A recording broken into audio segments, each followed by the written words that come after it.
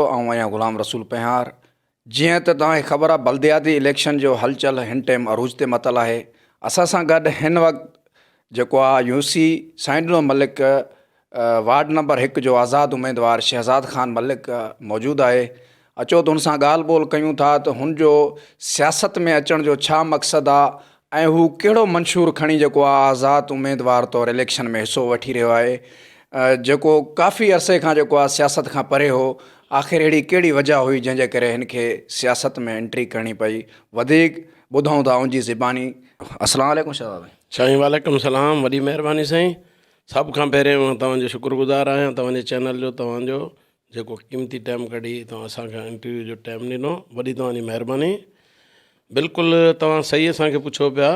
सियासत में अदा मक़सदु अचण जो इहो आहे। यूसी साइंडनो मलिक जो मां आहियां, वार्ड नंबर 1 आहे, ॻोठ बि असांजो साइंडनो मलिक आहे। काफ़ी टाइम खां जेको चेयरमैन साहिबु थी वेंदो आहे, जेको काउंसलर थींदो आहे 12 ॻोठ जो, असांजे ॻोठ जो कोई कमुकार बि नथो थिए। घणो टाइम थी वियो आहे, कोई बिजली जा बि मसइला आहिनि। मां सोशल वर्कर बि आहियां, सहाफ़ी बि आहियां। काफ़ी टाइम खां मां मतिलबु घणो लिखंदो रहियो आहियां ॻोठ जे बारे में। त घिटियूं ख़राबु आहिनि, इहे नालियूं ख़राबु आहिनि, बिजली इल्टियूं कटे विया आहिनि, 200 जो ट्रांसफार्मर वापडा वारा उहे खणी विया। त इन जज़्बे में मूंखे बीहणो पियो। बि मुहिब वतन पाकिस्तान जे हिसाब सां बि मूंखे जज़्बो आहे। ज़ाहिर मां पाकिस्तान जो आहियां, पाकिस्तान जे हिसाब सां मुंहिंजो ॻोठ मुंहिंजो आहे, मुंहिंजो हक़ु आहे ॻोठ में बीहण जो। बिल्कुलु असांखे अदा निशान मिलियो आहे स्कूटर खे असां दोस्तनि खे, मिट माइटनि खे, अज़ीज़नि खे, सभिनी भाइरनि खे जेका मुंहिंजा चाहींदड़ आहिनि, उन्हनि खे असां इहा अपील कंदासीं, स्कूटर ते ठपो हणी कामयाबु मूंखे कंदा। मां इन जज़्बे में बीठो हुउमि त असांजो काफ़ी टाइम खां कोई कमु न थियो आहे।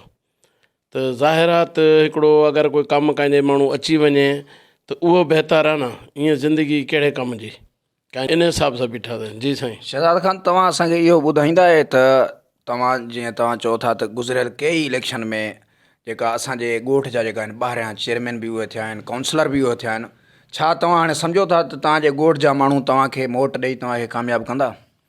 इंशाअल्लाह अल्लाह भलाई कंदो। असांजा तक़रीबन 25 खां 30 घर असांजा पंहिंजा आहिनि। मुंहिंजा मामा आहिनि, के मालावट आहिनि, के सौट आहिनि। मुंहिंजो वालिद साहिबु बिल्कुलु हिकिड़ो माना हौसल अफ़ज़ाई ॾिनी, तव्हां बीहो, तव्हांजो हक़ु आहे, तव्हां पढ़ियल लिखियल आहियो, जज़्बे वारा आहियो, ऐं उन खां पोइ सोशल वर्कर आहियो, तव्हां मतिलबु बीहो, एक्टिव बि आहियो, तव्हां तनज़ीम में बि आहियो, तव्हां महिरबानी करे मतिलबु बीहो। मां पंहिंजे रिश्तेदारनि सां सलाह मशवरे सां बीठो आहियां। इंशाअल्लाह अल्लाह भलाई कंदो। उमेदु घणी आहे खटण जा चांस, वधीक रब जी मर्ज़ी आहे। असांजो मक़सदु कोशिशि इहो आहे त चांस तक़रीबन खटण जा आहिनि। अच्छा, तव्हां इहो जेका तव्हांजा वोटर आहिनि या सपोर्टर या जेका ॾिसण वारा नाज़रीन आहिनि, उन्हनि खे तव्हां पंहिंजो मंशूर ॿुधाईंदा आहियो? तव्हां कहिड़ो मंशूर खणी जेको आहे उहो इलेक्शन में हिसो वरितो आहे? जी अदा, मुंहिंजो मक़सदु इन में इलेक्शन में बीहण जो इहो ई आहे त ॻोठ असांजो आहे, ॻोठ साइंडनो मलिक, यूसी साइंडनो मलिक, वार्ड नंबर 1 उनखे नालो ॾिनो वियो आहे। त काफ़ी टाइम खां नालियुनि जो कमु न थियो आहे, रस्ते जो कमु न थियो आहे, बिजली जो मक़सदु मतिलबु उहो कटे विया आहिनि, एल्टियूं वग़ैरह, सिक्योरिंग कई अथनि। सिक्योरिंग हालांकि ॻोठ जो कानून न आहे। असांजो मक़सदु इहो आहे जो इंशाअल्लाह असां खटींदासीं, जो मुंहिंजा हथ उहे मज़बूत कंदा ॻोठ वारा भाइर, दोस्त, मिट माइट, त बिल्कुलु मुंहिंजा हथ मज़बूत करे इंशाअल्लाह मां हिननि जा सभु जेका कमु जाइज़ आहिनि बिल्कुलु मां करंदुमि। त इंशाअल्लाह अल्लाह भलाई कंदो। जेकॾहिं मां खटियमि त ॻोठ जा ई पहिरें कमु शुरू कंदासीं। अच्छा, गुज़िरियल इलेक्शन में जेका हुकूमती दौर ते काउंसलर मुंतखब थी चुका आहिनि, ज़ाहिर ॻाल्हि आहे इन खां पहिरियों बि काउंसलर चूंडिबा आहिनि, छा उन्हनि मां जेका हुकूमती दौर जा काउंसलर आहिनि उन्हनि जी तव्हांजे मथां सरसी आहे या उहे छा सम्झो था सरकारी मशीनरी ज़रिए तव्हांखां खटे सघनि था? इंशाअल्लाह अहिड़ी ॻाल्हि नौबत न ईंदी। त असां बि कंहिं तनज़ीम सां आहियूं, अलाह ख़ैरु कंदो। त सचो इंसानु आहे, उन सां आवाम गॾु आहे। प्रेशर घणा पिया आहिनि, पर मक़सदु अलाह मालिक आहे। इंशाअल्लाह पंहिंजी फ़तेह आहे। असांजो मक़सदु इहो आहे मिसकिननि जा कमुकार करणु।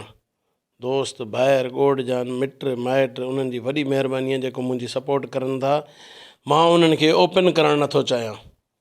ओपन करण सां हिकिड़ो इंसानु नज़र में अचे थो। जॾहिं मूंसां उन्हनि हा करे छॾी आहे, उन्हनि उथारियो आहे, त इनशाला ॻोठ त रहियो पंहिंजी जाइ ते, ॻोठ जे आसे पासे ॻोठ आहिनि उहे बि मुंहिंजा भाइर आहिनि, कोई क़ौमियत न आहे, कोई कुझु न आहे, सभु भाइर आहिनि, सभु मुंहिंजा भाइर आहिनि, क़ौमियत वारे हिन में ॻाल्हि न आहे।